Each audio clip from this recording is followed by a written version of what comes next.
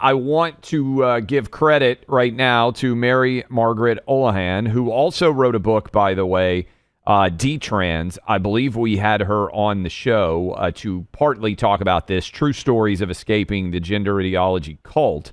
And she has a story up right now, which I was reading last night, shared it on Twitter. I'm sure we'll link it at Clay and Buck as well.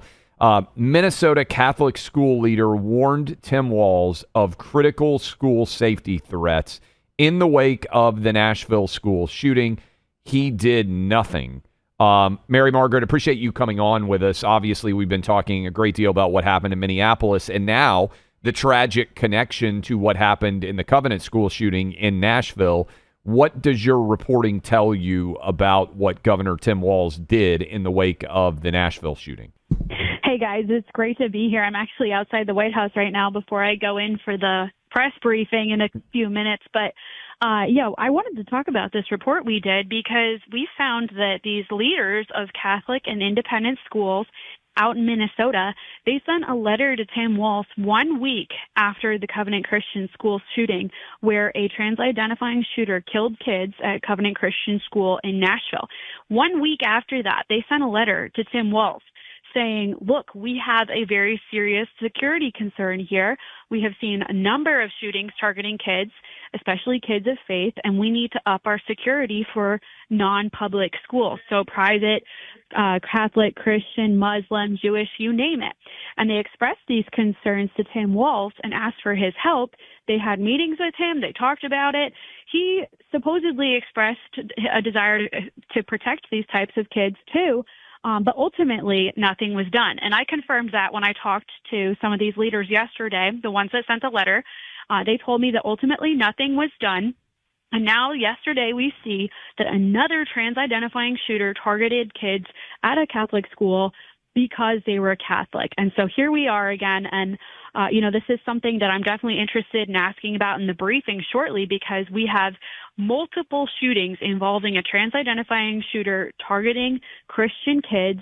We have Tim Walz, the governor of Minnesota, being asked to help protect kids in schools exactly like this, and nothing was done. Was there any reason Mary Margaret offered? I mean, so you've laid out for us that there was this ask, there was this exchange. Obviously, we know why the leaders of these Catholic schools would want this. I'm down here in South Florida, for example, and the security of synagogues and Jewish sites of interest here is the whole community knows that they have to take that incredibly seriously, and that is taken seriously by the authorities as well. Why wouldn't they get the help? Was it just a budgetary issue? Tim Walz fell asleep on the job here? What happened? Well, that is a great question. And I actually asked Tim Walz's team myself this yesterday because it seems kind of like a no-brainer. After a shooter targets Christian students, you want to make sure that the Christian students in your state are protected. And when I asked Tim Walz's team, what steps did you guys take to protect kids?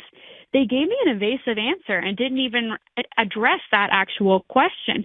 They tried to pretend that they were hung up on questions of funding and said that they do fund private schools, when in fact I had asked, did you guys fund these safety measures for private schools? So this is an evasive technique on the part of Tim Walz's team.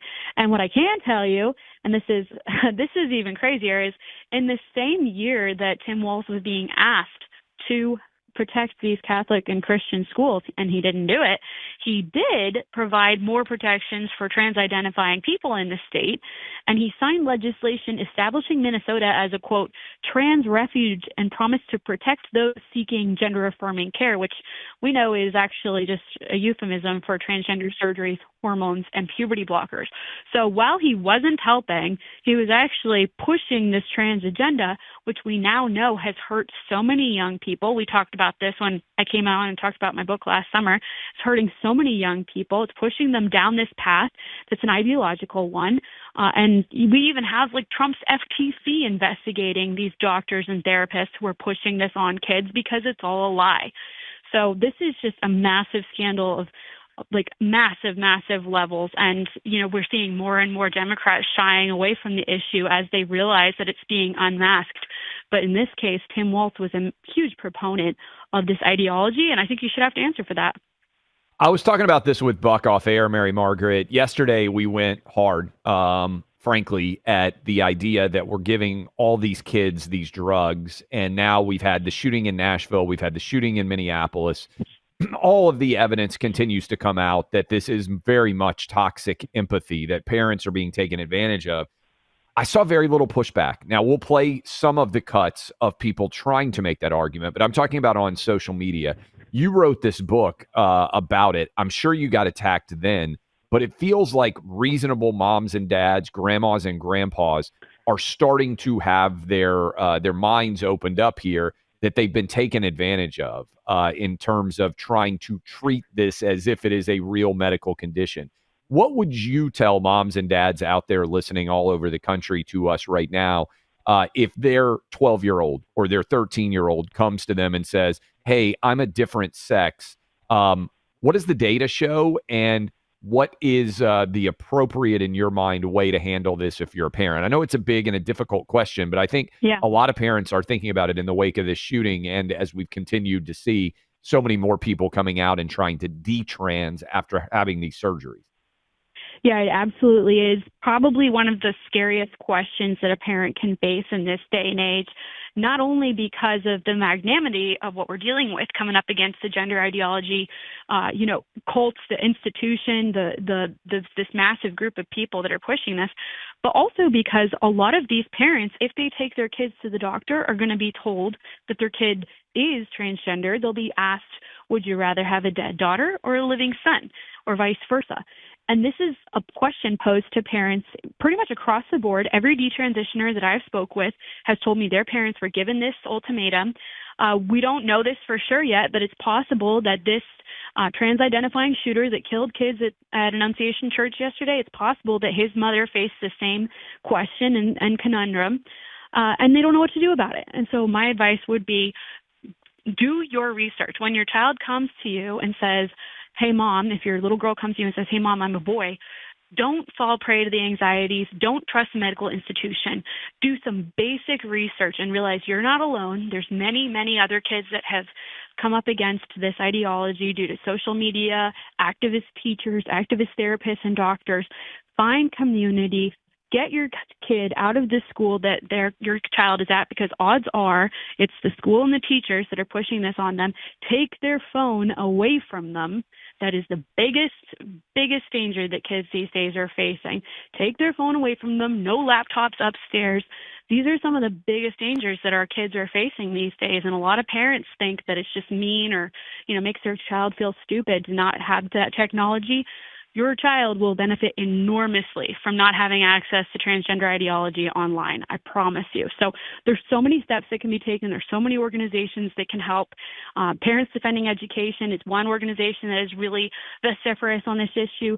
Do No Harm. They're really great. They partner with tons of detransitioners. And then the detransitioners themselves, Chloe Cole, Prisha Mosley, all of these young women will speak out against the dangers of this ideology. And frankly, their stories are the reason I wrote my book, because their stories are more powerful than pretty much any argument that you or I could present, because they lived it. They know how dangerous and horrible it is.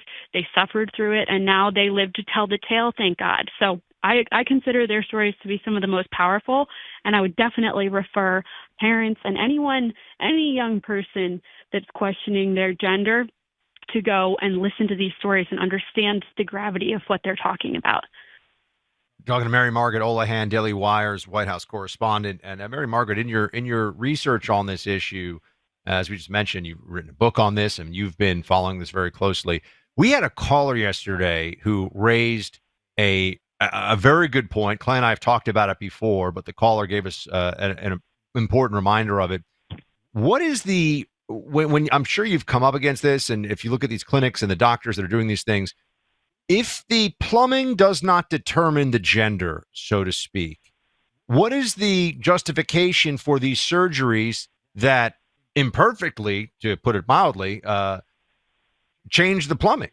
Like, what is the rationale behind that, right? Because they'll say it doesn't matter what the parts are, it's what you feel. That's gender. But then why do we have this whole process of putting pharmaceuticals and puberty blockers and all these things, and then even surgery to change the plumbing, so to speak, if it doesn't make a difference to gender? Well, you would have to ask some of these doctors and therapists that, because they're the ones that, with very, very, very little information. Oh, no, I get that, Mary Morgan. I'm just asking you, have you ever heard any of them try to explain or give any rationale for that? Because I do think it's a very important and powerful point. What they try and do to rationalize it is to just give you these platitudes, these ideological sayings. They'll try and tell you that, like, you don't understand because you're not well versed in this ideology. But you're right. At the end of the day, it's one of those things where I think Donald Trump Jr. does a really good job talking about this. He'll just say, this is crazy, or WTF is going on. And that's kind of the real response that everybody should be giving to it, because it's as simple and basic as that. And actually, it's one of the reasons that Donald Trump won the last election, is because he kind of gave voice to that sentiment as he was campaigning and saying, this is just crazy. You all know this is crazy. We shouldn't have to put up with this anymore. We need to protect our kids. And that campaign messaging really landed him in the White House. We saw the polls that showed that it did. It was some of his biggest campaign ads, just showing people what Kamala Harris was saying about transgenderism and, helping illegal aliens in prison get sex changes. Like, this type of rhetoric it's insane, and most people don't agree with it. So I think that, we need to believe what we're seeing, and we need to give voice to that. And the Trumps, frankly, have been doing a really good job of messaging on that. So they've been very effective, and now Trump is president, and he's been enacting a lot of different executive orders fighting back on this ideology. So I'm really interested in seeing what comes next, because, one big question I have for Caroline Leavitt at this upcoming briefing is, look, we've seen numerous trans-identifying shooters targeting Christian kids.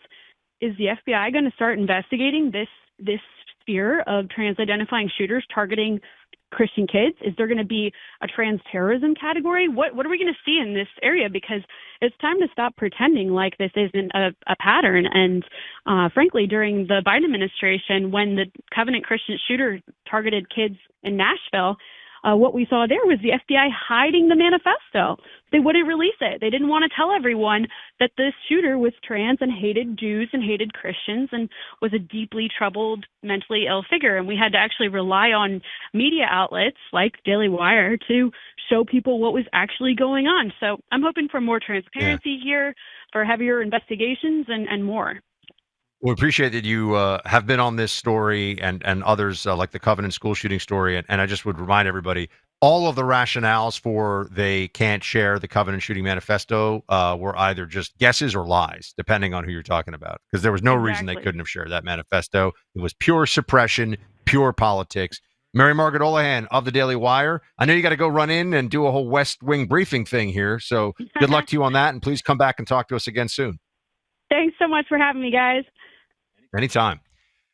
Look, there's one company that's doing the best job out there of preserving your family's memories that you might have on old VHS tapes or in fading photos or Betamax or Laserdisc or whatever you got, and that is Legacy Box. Located in Tennessee, Clay just went out and visited them.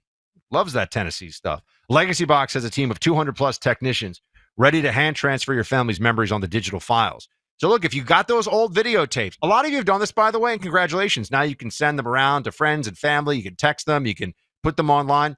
If you haven't done it yet, though, this is just something you want to do. It's going to be so fun. The whole process is fun because Legacy Box will digitize your old videotapes, photos, audio tapes, whatever old media you've got that you want to bring into the digital era. Legacy Box makes it so easy. I mean, they send you a box.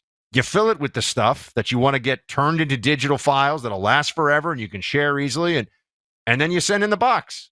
And then they take care of everything. It's amazing. And you get back the original materials, by the way. You just fill it up, send it in, they send it back, and you digitize everything. Legacy Box, the best in the game at this. They're great guys who run the company, and we really appreciate the longstanding partnership with this show. Go to legacybox.com/buck. Clay and I have both done this. My family's done this. Carrie's family's done this. Go to legacybox.com/buck. Get 50% off your order. That's legacybox.com/BUCK.